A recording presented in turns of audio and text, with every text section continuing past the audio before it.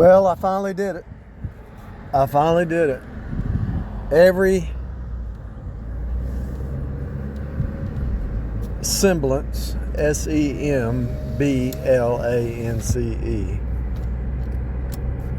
every semblance from the past is gone. Every one of them. Every single memory, semblance, whatever.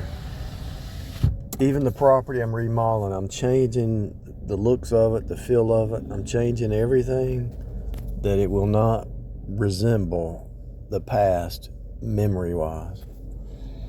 And all the digging and all the post hole diggers and all the changes in different color, different wood, different paint, everything that I've done is to get rid of any kind of memory that's tied to any kind of past thing, right? And I promise you, that's the game. They want you to live in the past, and oh no, I'm not. Somebody died, somebody's dead, somebody's left, they want you to chase them, they want you to look at them, they want you to remember. Instead of looking to Jesus, they want you to live in the past. Oh no, they said this, they did this, they went here, they disappeared. And then notice the system always tries to. I had somebody I think it was last year, maybe last year or 2 years. I mean, some lady I dated a long time ago that I didn't even think about. She came by the job. Had an excuse to come by the job. I just looked and talked to somebody. I looked at her and I thought, what in the world are you doing, woman? Anyway, the past, the blast from the past, right? I don't even know what that means. But when you start to cut off, you change the memories from the past, you're actually shifting your reality. And the devil, the matrix, the Illuminati, your old identity doesn't seem to like it. But when you force it, you force that change. There's always a little remnant that tries to pull you back to the earth plane, you know. There's always some kind of remnant that tries to pull you back to the fickle earth plane. When you start to renew your mind in the spirit,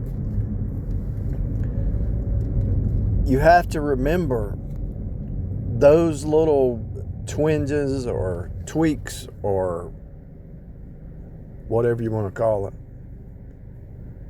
that always tries to show back up. It's like on the tip of my tongue. I'm trying to explain it where somebody new might understand what I'm talking. Somebody who's never tried it. It's almost like how do you explain it? It's kind of like if you moved to another country and had to speak another language, right? So let's say I moved to France and learned French. Okay, let's say I moved to France and I learned French, right? And so I went to France and everything was in French, right? Everything. The French food, the French, what do you call it? The French traditions and everything was, I moved to France and everything was related to I became a French man. So you moved to France and you became a French person. Everything about you, the culture, everything. And then, all of a sudden,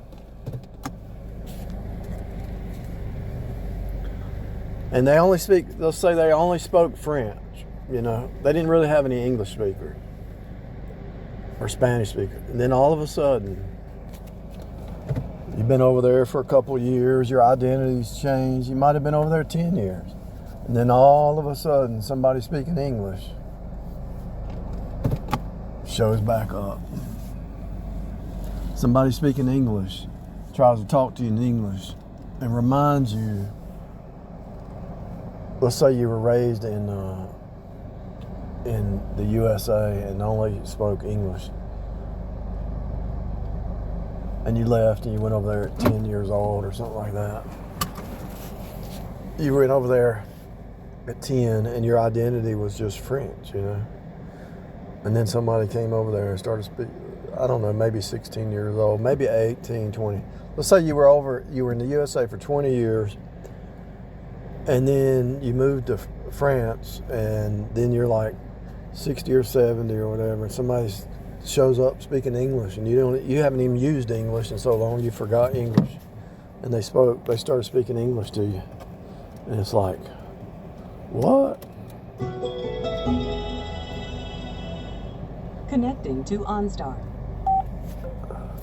Crazy radio. Trying to clean the screen. I don't know what's wrong with it.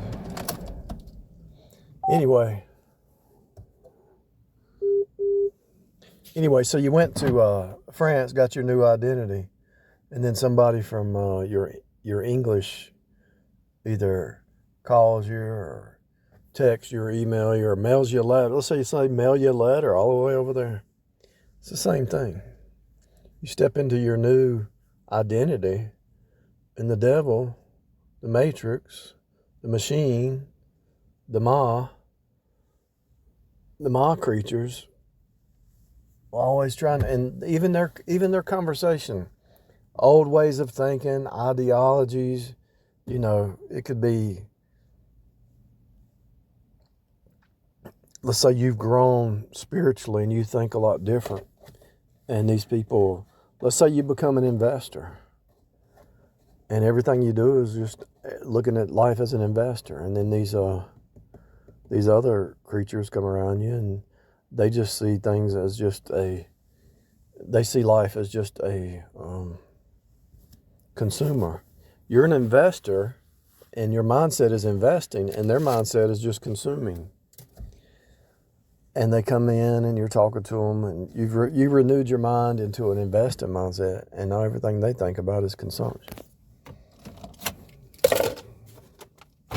That's a real thing. If you don't understand that, sorry, that is a real thing. And so that happens and then when you finally say, I've cut off the past. Let's say you moved to France and you still had an address over here in the USA, and you finally sold that house or sold that property or that land or whatever it was, and you finally just had one last piece in that other country, and you're finally just gone, and you're gone for good. That's what I'm talking about. You cut all ties to the old identity, the old residence, put it that way.